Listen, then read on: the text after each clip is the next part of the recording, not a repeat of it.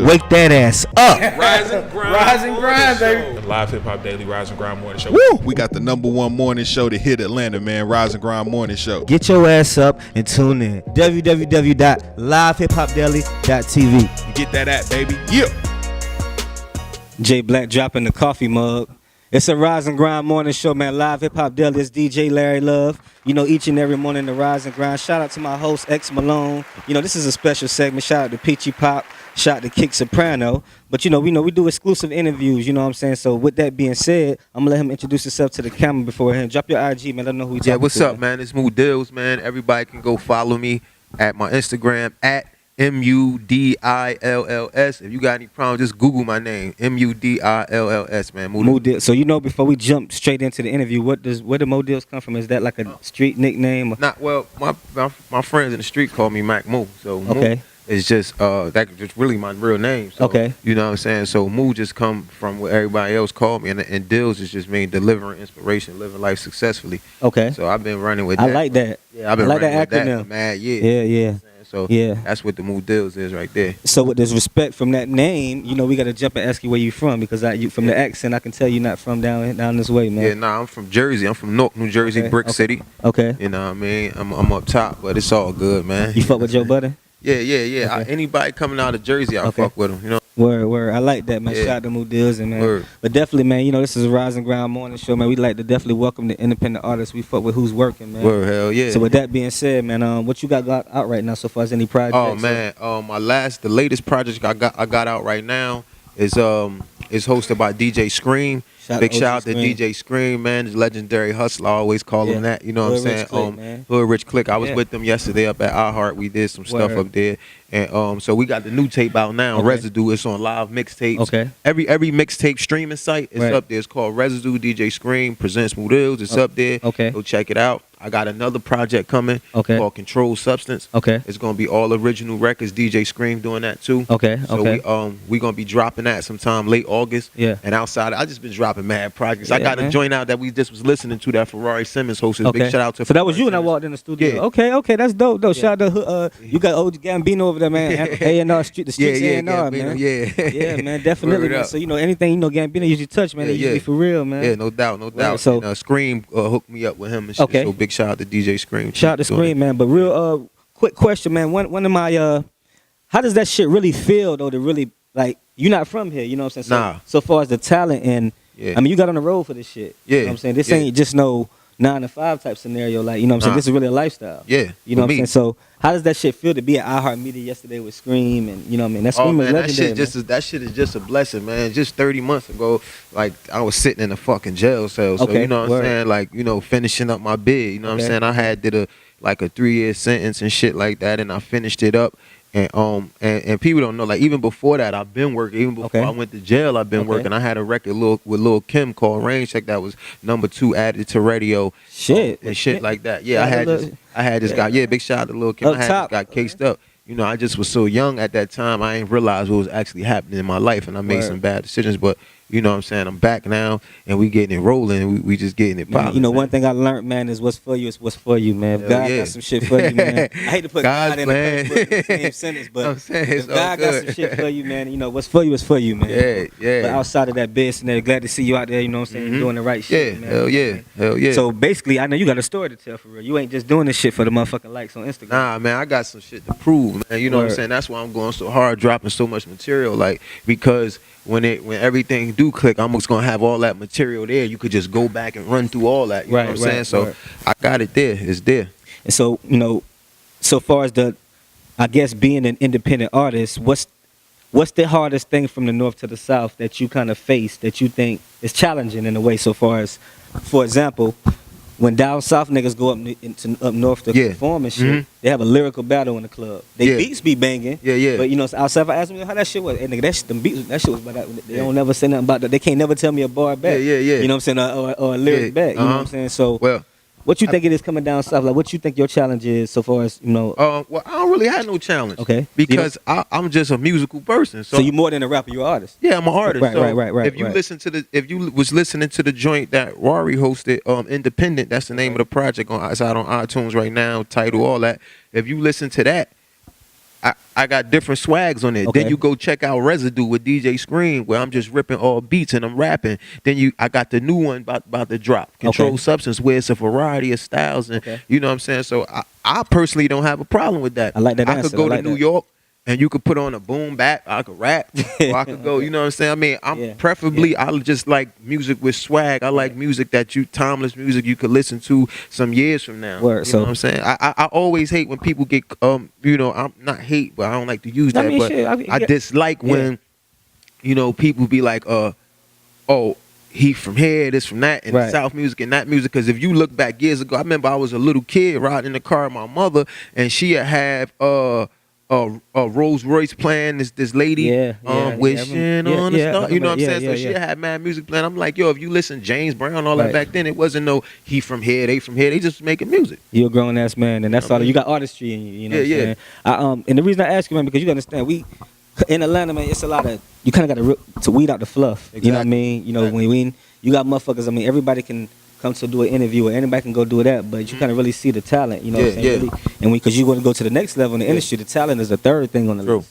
You got to have the business right and the politics. Then they're going to talk about your talent. You know what I'm saying? Well, business, image, then talent. Business, image, and talent. And you know what I mean? I think so far as, and it's just a question, you know what I'm saying? Like I said, it's a conversation so far as I don't really get a chance to talk to independent artists as much from up north. Right. Shout out to that. Matter of fact, remember the Creek Boys from D.C.? From Baltimore? I just seen that they made the Madden 19 soundtrack yesterday, man. So shout out to them. Yeah, they made the Creek Boys made the Madden 19. We just had them here like the couch be doing wonders for the couch. So, but with that being said, like I be telling niggas, that's residual money. These niggas just got a song on a fucking Madden night. Like Madden come out every year, right? Yes. You play. I'm pretty sure you done played Madden in your lifetime. Definitely. If you don't still play. So versus a song on the fucking radio. You know what I'm saying? And that's. Like I said, these niggas was just on the fucking couch a month ago.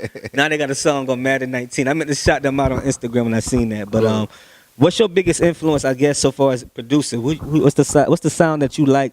Because you being an artist, I guess you don't have a specific sound, but what you think the trend is right now in music?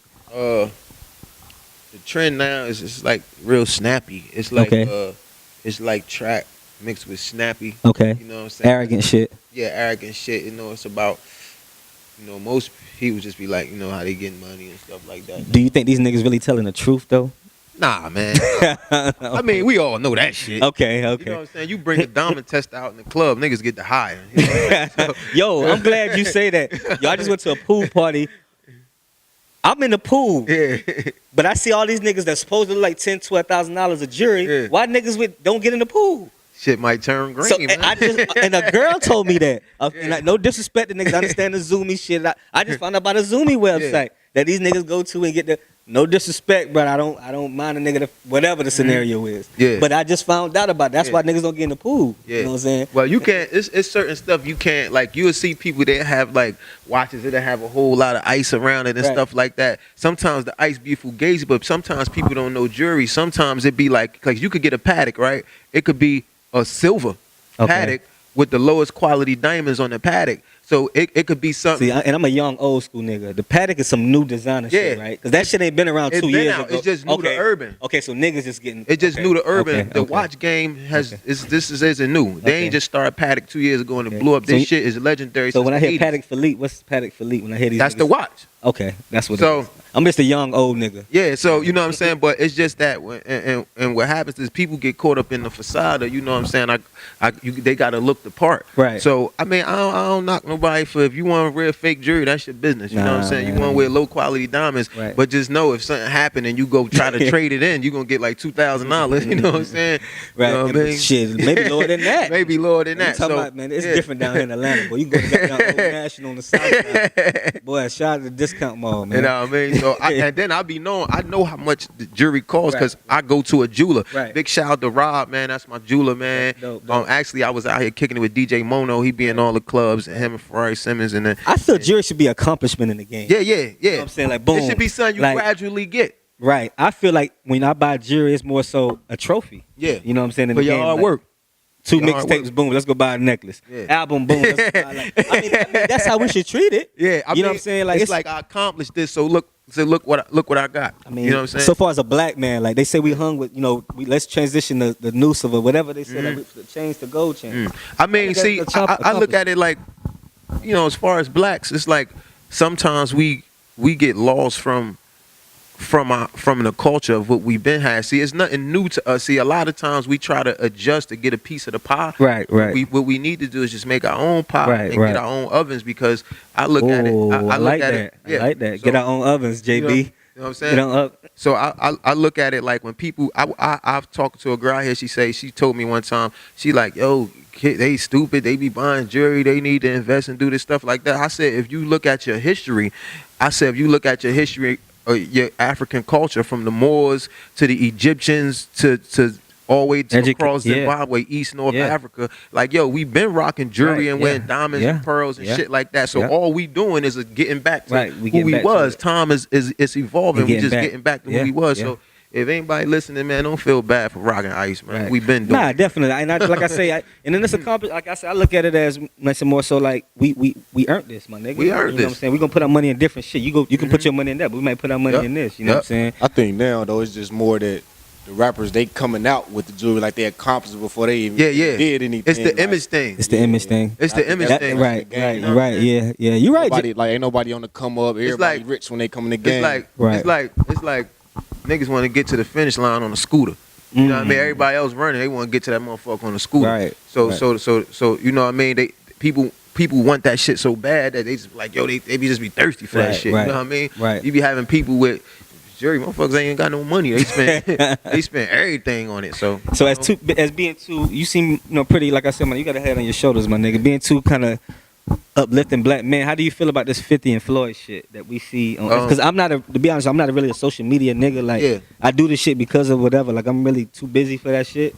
But at the same time, I glanced at it because I see whatever I hear about it. So them niggas is really bashing each other on some 50 talking about shit that they can get this nigga locked up, to goddamn Floyd talking about calling this nigga a rat. You know, so that making it look any better. He not paying attention. Want to pay people $1,000. I just seen he want to pay somebody $1,000 to go bash 50, like 9 people or some wild shit. Like, how do you feel as a? These niggas bored, man. Exactly. They just got money bugging out. But I look at it like, I don't think we should be bashing each other nowhere in public. But I mean, some niggas just savage. I grew up with niggas all the time that'll bust your head and go eat dinner. You know what I'm saying? So don't give a fuck about that shit. True enough. And it's sad to say, but that's just what it is with them. You know what I'm saying? They panel too big. Yeah, I don't think they should be doing that because it just, as them being legit businessmen, you know what I'm saying? It just make it look bad. Then with the whole rat thing, I look at a lot of people on the internet like, you don't understand the concept of ratting. Like,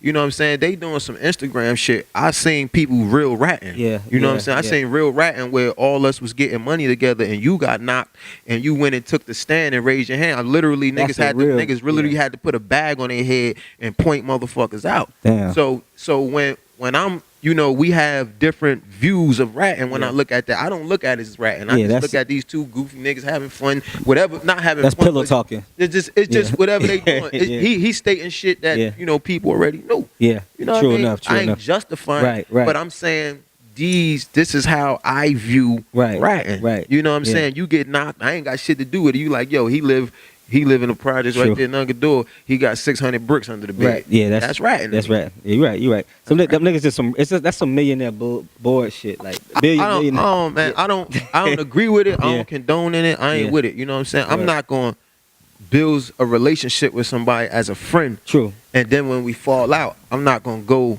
display that shit to the world. That's just not my character. And actually, me and 50 the same son. Word. I'm not gonna go display that shit to the world. We could meet up and behind closed doors and fight, nigga. And with that, like I say, I'm with that too. And it's kind of like y'all niggas panel is way too big, my nigga. Like y'all got little kids watching y'all that want to be y'all. Y'all role models, my nigga. How y'all go from being the role models to doing the same shit on Instagram that we say don't do? Yep. You know what I'm saying? But anyway, fuck all that shit. They need to kill that shit though, just to let you know, man. They need to kill that shit. That shit is corny to me. You know what I mean? So far as Dills, when did you really know you had the sauce with this rap shit? Shit, man. The sauce. I'm talking about like screaming out your window and a little bitch, little females outside. You know what I'm saying? Yeah. You know what I'm saying? Hey, like, when did you really know you had the sauce? Well, it took me some time to really understand what I was blessed with. You know what I mean? Because I was still in the streets. Like, even my bro would tell you, like, when we first was doing music, like, I wasn't really like taking it super crazy serious. And since I was a kid, I always was around rappers and stuff like that. Like, and my brother used to produce. Okay. So even when I was a kid, I used to go to the they be recording in New York, and it'd be like Fat Joe and Big Pun and them over in Studio A, and Fatal was doing his album. Wow. So my brother used to produce with Fatal, and like we was in Atlanta. I remember I met Pac, all that shit like out there. So like I've been around. You was kind of blessed into this shit. Yeah, so I've kind of been around the musical scene, but I ain't really take it serious because some of the music dudes I used to meet, I'm like, yo, these niggas broke as hell. So I ain't really always take it 100% serious. Like when I was a kid and everybody was like, you know, talking about the music, I just wanted to run the truth tour. I just wanted to reach a whole joint. You know what I mean? Like I'm just trying to get a joint. You know what I'm saying? Yeah. Around that time, then on some real, that's my brother right there. Because they was like doing, you know, with the label and all that, and it was right. And he's like, yo, you know, Moo official. And niggas like, man, Moo ain't, you know what I mean? He ain't really trying to, or whatever. Then niggas listen and was like, oh shit, yo, yeah, you know what I mean? And I ain't even look at it like that. I just went in the studio like, all right, I'm about to tell my story. I mean, you got to take it as it is. You had a cheat code. Yeah. You know what I'm saying? Sometimes niggas, it's called a cheat code. Sometimes niggas got a cheat sheet. Sometimes don't. But your cheat code just was industry niggas already from a jit. Yeah. You know what I'm saying? So sometimes I guess but maybe it may have took you a scene. I mean, then you probably went through that pillar like, well, I don't want to do it. You know what I'm saying? I don't want to. Then you know what? I might as well. I ain't really take it that serious. I rap outside on the block or something like that. But once I dropped my first mixtape, it was called Grind City. Okay. And then it just had the streets going wild. Okay. Like, man, I'm about to drop another one. Then I dropped Grind City 2, then 3, then it was just on. Right. That's real. That's real. Mad tracks. So with that being said, I guess that you was, I guess the Funk Flexes and the DJ Big Caps. Like Big Cap was my mentor. Oh shit, matter of fact, rest in peace, Big Cap. Yeah. It's crazy because when I came home, I was working with I was doing this stuff with Coast to Coast DJs. Okay. Right. And Cap used to be there. I'm like, Cap, what up? He like, oh, no. You know what I mean? And so I was saying Cap all the time because I did a 5-city tour with them when I first got out. He like, we gonna put you on the 5. So I did the 5-city tour, and Cap was there DJing, and so I was seeing Cap on the rig. Yeah, that's one of the OG mentors. And he always used to tell me, with one thing that I took from him, he tell me that is, you'll see how hungry an artist is when he get on that road. Mm-hmm. You know what I'm saying? So with that, coming from Jersey to Atlanta, you know what I'm saying? Like I told you, but this ain't, it's just you got niggas really in the same city bullshitting. Mm-hmm. You know what I'm saying? Around the crowds, like I said, the cheat sheet. Mm-hmm. But at the same time, it's like, it's that grind. It's that passion. Right. You know what I'm saying? So I guess, what did you think fueled your passion more than just wanting to put these, what was that one, I guess, thing that said, you know what, I got to do this shit? Well, really, it just was just like, once I felt like I was able to reach people, and I felt like I can shift the culture of mass population, probably for the good later on in my life. I was like, yo, this is something I want to do. True. Because it was deeper than just, all right, I just want to do a video and I just want to do that. Once I knew I could do it, and I understand that the power that music holds. Yeah, the voice for your people. Yeah, and I understand the power that music holds. So that really put me in the position where I was like, yo, this is what I really want to do. Yeah. You know what I'm saying? I was like, this is what, you know, and to make a short story shorter, I like doing it. Yeah. Real, you know what I'm saying? So, you know, just to be able to uplift and then also provide, you know what I'm saying, do other things to open other, you know, see, my whole goal in life is just to create generational wealth for my kids. Yeah. You know what I'm saying? Yeah, it's bigger than me. So all my crazy hustling and all my time in the studio is for me, but it ain't for me. True. Because I got nieces and nephews and stuff like that, and I want them to be able, when they turn 18, they graduate into a Wendy's or they graduate into a Checkers, you know what I'm saying? Or they could go to Yale or Harvard, Cambridge and shit like that and get education. So, you know what I mean? My real goal is, I don't even care about me. You figure life expectancy 100 years. Right. So you got to think about all the generations that's going to come after you, your bloodline. That's real. So my whole goal, with my strongest motivation for music, is creating generational wealth for my family, and also for them having a platform to say, this was my great-great-grandfather that did this. Man, you know what I'm saying? So that's real, and that's some real shit, bro. I like to hear a nigga passion, because like I said, bro, you got 1,000 motherfuckers around you, but who's really who's for real and who's the fluff? Yeah, exactly. With that being said, but so if I can go to YouTube right now, right? Yeah. You know, sometimes niggas don't really want to check out your whole shit. Like, it's too much content for them at one time. Yeah. So if I what would you tell me to go look at on YouTube about Mo Dills? Like, if I had 5-10 minutes, what a nigga need? Like, anybody, what do they need to go look at right now on YouTube? Oh, you just the first thing. You just look at my last video I did. That's it. Just go ahead, press play. What's the name of your last video? The last video is called it was a freestyle off of Drake's track. In My Feelings? Nah. Okay, please, thank you. Shit, I'm tired of Kiki and them. I forgot the name of the track, right? Okay. But I can't remember it off top. But just right before that, I did another video. The numbers going up on it. My man B-Mar directed it. Okay. It's he directed both of them. You know. Shout out to the shooter, man, the and cameraman. Yeah, no doubt.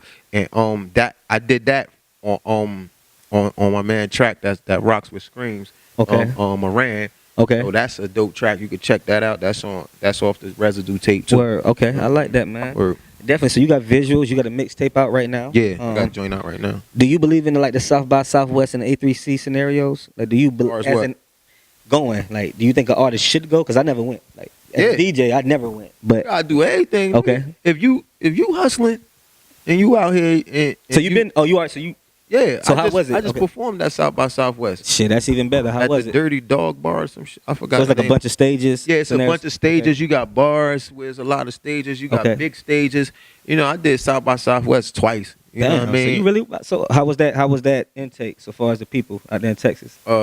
Texas is cool. I always like Texas. You know what I mean? Even when I go out to Houston, I like Houston. We was out in Houston. I did some clubs out in Houston. I did some clubs out in Dallas. Okay. Big shout out to John Wall. He was up in the club with me and all that, and everybody, popping bottles and just kicking it.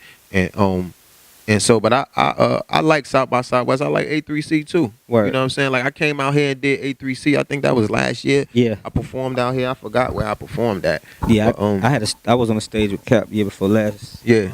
With the Source magazine, but I don't think last year was big. Last year was more mainstream. Right? Information for artists, man. Yeah. No matter where you at. Yeah. You gotta move around, yo. Right. People don't be understanding that. Yeah. Like, you gotta move around and meet different people. If it's music there, I'm there. Right. If they doing something with music, I'm there. I just think, and that's what I said. A lot of niggas, not only the finances, niggas don't have the passion, bro. Yeah. You know what I'm saying? Like, and not with me saying finances, I asked a nigga, how much are you willing to invest into your career if you expect somebody else to spend money on you? Exactly. You know what I'm saying? And that separates a lot. Yep. You know what I'm saying? And I wrote that down.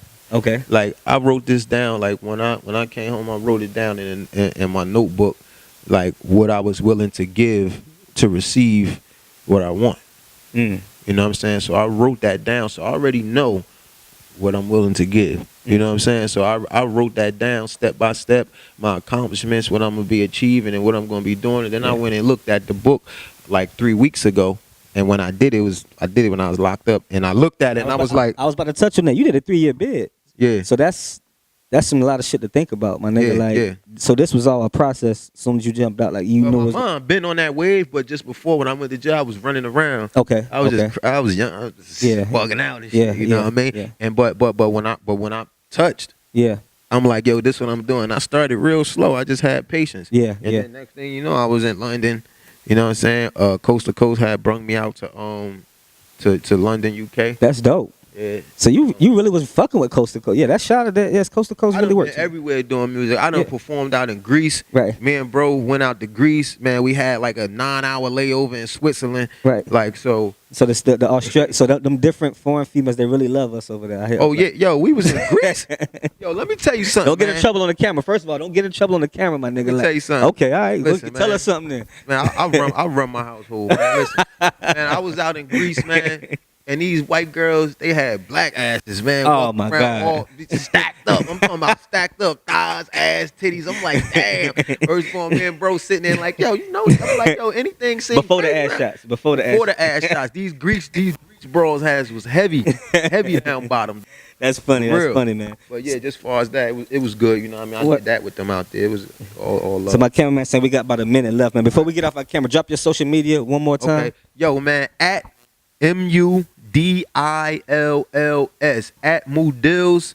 If you can't find it, just Google my name, yo. Word. MUDILLS. Check me out on iTunes. Go get that tape Residue out right now on Live Mixtapes, all mixtape streaming sites. Go get my other tape right now. Check it out on iTunes, Tidal, all them sites like that, featuring Ferrari Simmons. What video we can go look at right now? You could go on YouTube right now, and you could look at Wavy.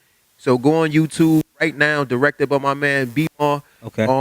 Go check that out right now. It's on YouTube, Wavy. It's off the Residue tape with DJ Scream. Big shout out to DJ Scream, legendary hustler, baby. Shout out to OG Scream. Shout out to Gambino. You know, before we get out here, when this shit go off, go to YouTube right now, man. We out of here. Dills, DJ Larry Love. We'll see y'all tomorrow, man. Yeah.